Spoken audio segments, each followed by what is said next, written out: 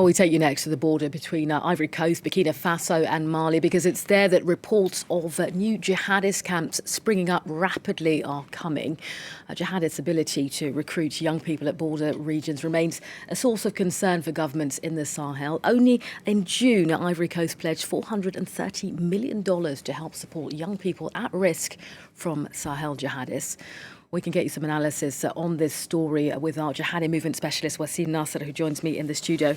Wassim, what more do we know about these camps, and indeed, why are they springing up quite so rapidly? Well, actually, since the month of July, we had more than 20 camps that were implemented there by al-Qaeda jihadis. We have a map so we can see them all along the border between western Burkina Faso and the border with the Ivory Coast. And here, as we see on the map, the black dots with the tents are the camps, and the green dots are the areas where jihadis can move or find refuge. We are talking about the forest of Sama, the hills of Tiere, the falls of Tori, and other classified forests like Burkalia or Farako. So, as you see, and the red spot is the latest camp that was made there, and we know that in this camp we have Burkina Ivory Coast and Malian recruits. And if you look at the location of the camp, is halfway from the areas of the Katiba of Masina that belongs to al-Qaeda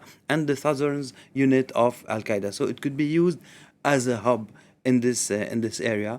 And as we know, the most important leaders in this region were old leaders of al-Qaeda that were active there since 2016 and who were caught by Bamako, then released in 2020 in exchange of the politician Soumaïla Cissé and French hostage Sophie Petronin. They are calling the shots there to recruit more and more and to give those camps and those people enrolled there the means to get stronger in this region and to be more and more present in this area. Well, as you say, 20 camps in the space of just a couple of months would seem it's a huge amount. I mean, let's think a little bit about the governments here. I mean, Bamako is a country, in fact, not a country, rather, it's the capital of Mali, of course. A number of jihadist attacks have happened there, in recent weeks, in recent years. What is the government there saying about this build-up of camps on its border?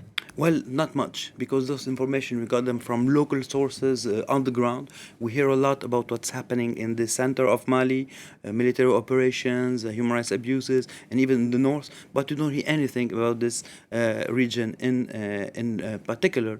Knowing that it's a strategic region, we can imagine that jihadis there could maybe try to go further south into Ivory Coast, knowing that there was no attacks by jihadis in Ivory Coast since June 2020.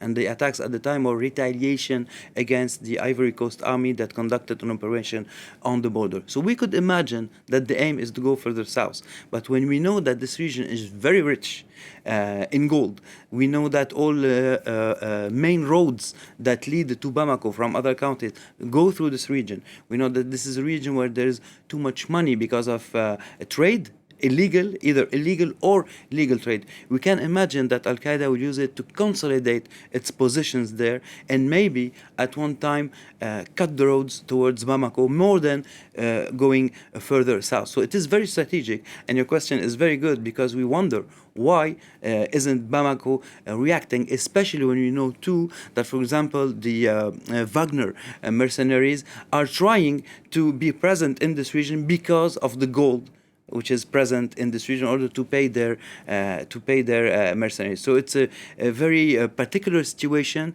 Many questions are raised because of the inaction of the central government of Bamako to address this problem. All right, Wassim bringing us the latest information on those new jihadist camps on the border between Ivory Coast, Burkina Faso and Mali. For now, thank you, Wassim.